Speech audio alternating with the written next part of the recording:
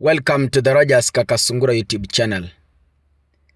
In my video gallery, I came across William Ruto's video where he had a press conference in his current residence in 2022.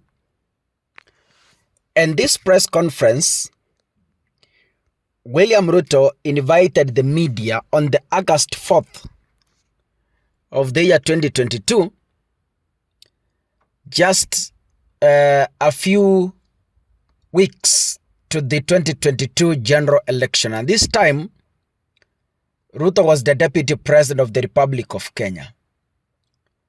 He spoke something that is worth listening, and I will be using his speech or his press conference in this particular analysis to make you understand what it means when the shoe is on the other side of the leg. Can we listen to William Ruto? We want to ask His Excellency the President to instruct the people who are using public officials, actually forcing public officials, including chiefs and their assistants, to carry out illegal activities, recruiting people, buying identity cards from citizens, an activity that is now all over the country. I heard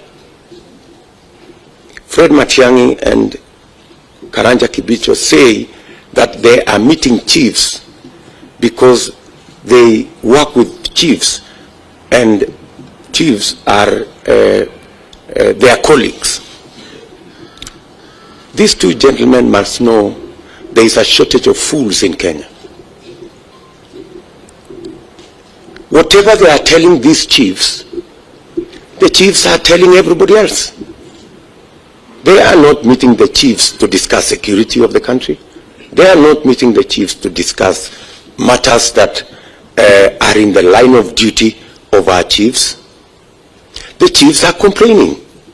The assistant chiefs are complaining that they are being forced to manipulate the election, to undermine the election, to sabotage the election through bribery, through intimidation, through orchestrating situations that can cause conflict.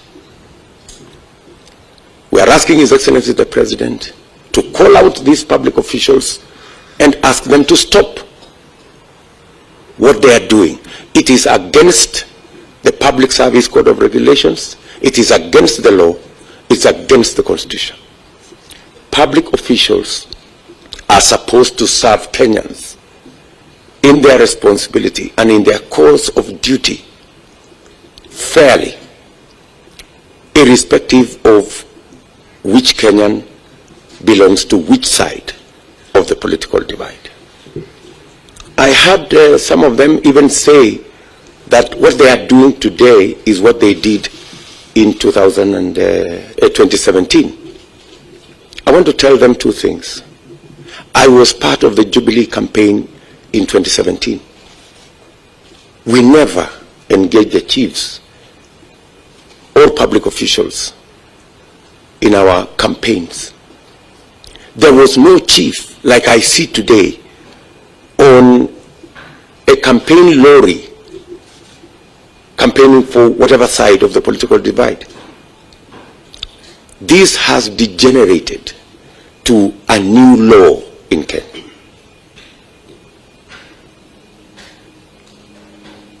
And secondly, two wrongs never add up to a right.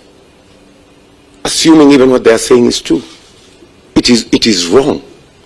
Whether it was done before or whether it was not done before, it is still wrong. So I want to ask public servants, all public servants in Kenya, to refuse the blackmail and the intimidation that they are being subjected to try and help the failing Azimio campaign. Chiefs, their assistants, members of the public service should know that their jobs are protected by the Constitution. And even if anybody takes action against them for refusing to participate in illegal activity. This time, William Ruto was warning President Uhuru Kenyatta of doing meetings with public servants, specifically the chiefs and other officers. Ruto claimed that such meetings were meant to bungle the 2022 general election in favor of by then Raila Amolo Odinga. Today, William Ruto is in the same shoes that President Uhuru Kenyatta was. Ruto is no longer the deputy president. He is now the president of the Republic of Kenya. When he was the deputy president, it was wrong for the president to host chiefs for talks. But when William Ruto is the same president, in the same capacity as the president, because sasa yeye ndio rais, it is now right for him to host chiefs in State House.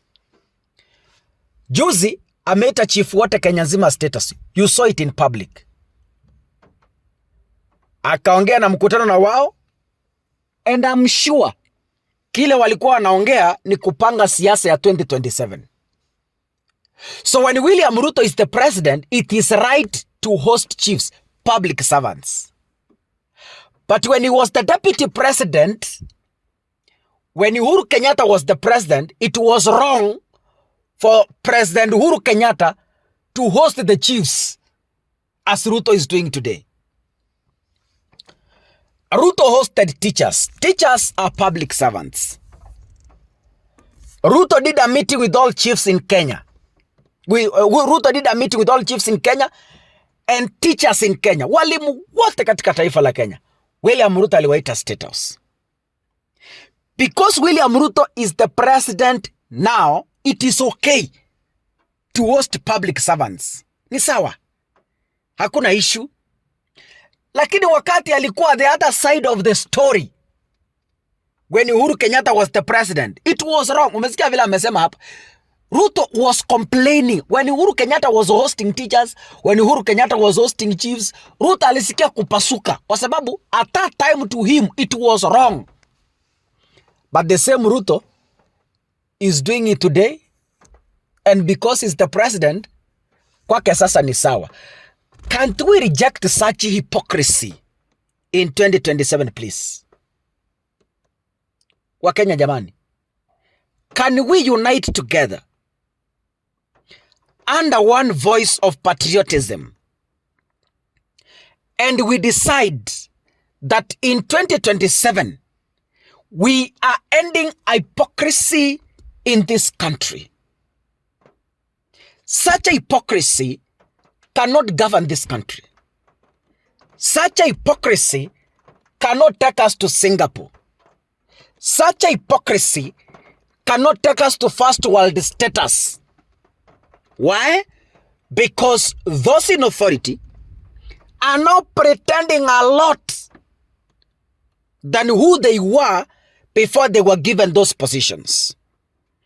The choice is yours as the citizen of the Republic of Kenya. If you're watching this, kindly make sure you click the subscribe button and remember to turn on the notification bell. God bless you. See you in the next episode. Asanteni sana.